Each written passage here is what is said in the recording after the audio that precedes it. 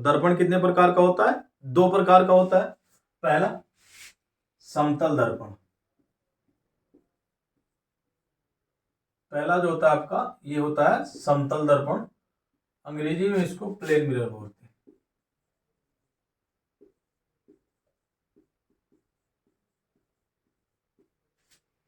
ठीक। और दूसरा जो होता है गोलीय दर्पण होता है।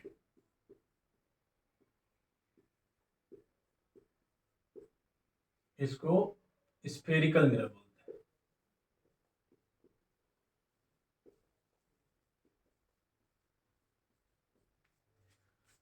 समतल दर्पण क्या होता है?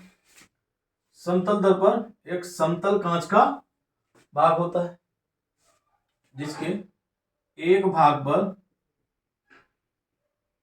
पारे अथवा चांदी की कलई करके आयरन ऑक्साइड का लाल पेंट लगा दिया जाता है।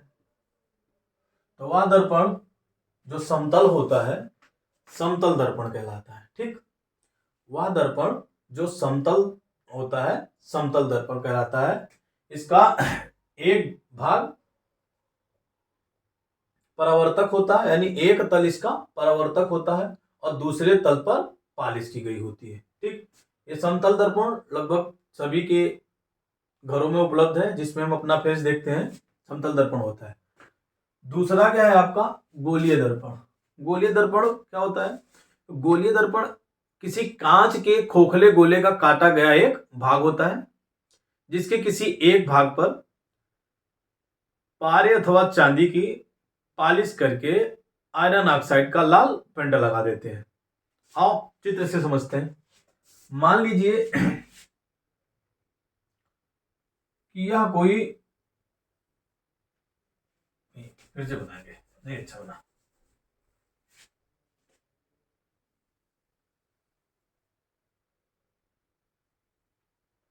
ये मान लीजिए कांच का एक कोई खोखला गोला है। ठीक। कांच का क्या है? खोखला गोला है। हमको बनाना है गोलीय दर्पण। हम करते क्या है, इसके एक भाग को काट के निकाल लेते हैं। ठीक। अब जब हम इसके एक भाग को इतना काट के निकालेंगे, ध्यान से देखिएगा भाई, यानी कि ये वाला पार्ट आपका खत्म नहीं है। हमने एक भाग काट के इतना निकाल लिया। निकालने के बाद देखो हम क्या करते हैं, दो तरीके से ये जो शेष बचा हुआ भाग है इसको हम पॉलिश कर सकते हैं। कितने तरीके से? दो तरीके से। कैसे? एक इसके अंदर वाले भाग पे पॉलिश कर दें या तो इसके बाहर वाले भाग पर पॉलिश कर दें। ना, यानी या तो हम इसके बाहर यानी उभरे हुए तल को परावर्तक बना दें या इसके दबे हुए तल को परावर्तक बना दें। ये मेरे हाथ में है, यानी कि जो बनाता है दर्पण, अब मैं तो नहीं बनाता हूं भाई, जो बनाता है उसके हाथ में है। अगर वो, देखो ध्यान से देखना, अगर वह इसके बाह्य तल पे, ठीक, यानी कि इसके उभरे हुए तल पर पॉलिश करता है, ठीक, और इसका दबा हुआ तल यानी कि अवतल भाग परावर्तक होता है, तो ऐसे दर्पण को हम बोलते हैं अवतल दर्पण। क्या बोलते हैं? अवतल दर्पण। ध्यान से देखना भाई। और अगर इसी भाग को हम फिर से बनाते हैं, ठीक, इसके अवतल वाले भाग को पॉलिश कर दें, अर्थात इसका उभरा हुआ तल यानी कि उत्तल तल परावर्तक हो, तो इसको हम बोलेंगे उत्तल दर्पण।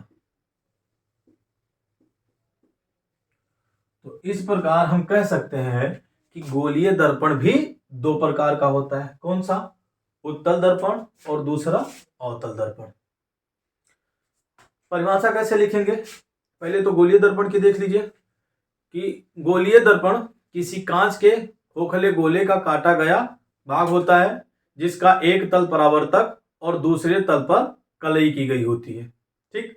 गोलीय दर्पण कितने प्रकार का होता है? गोलीय दर्पण दो प्रकार का होता है। पहला उत्तल दर्पण और दूसरा अवतल दर्पण। ध्यान देना भाई, पहला उत्तल दर्पण और दूसरा अवतल दर्पण। ध्यान से देखो, अगर किसी दर्पण के दबे हुए तल को पालिश किया जाए और उसका उभरा हुआ तल यानी उत्तल भाग परावर्तक हो तो वह दर्पण कहलाएगा उत्तल दर्पण। और अगर किसी दर्पण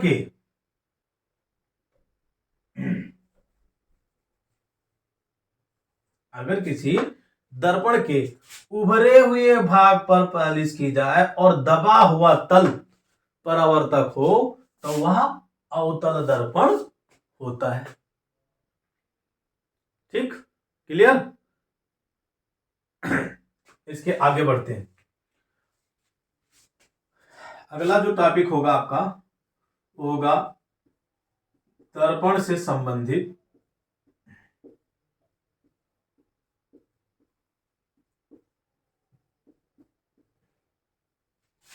परिभाषाएं।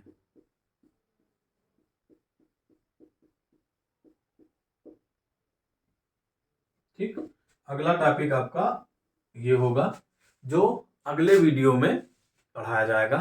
आज के लिए इतना ही, बाकी की बातें नेक्स्ट एपिसोड में। धन्यवाद। अगर वीडियो अच्छी लगी हो तो लाइक शेयर एंड सब्सक्राइब करना ना भूलें।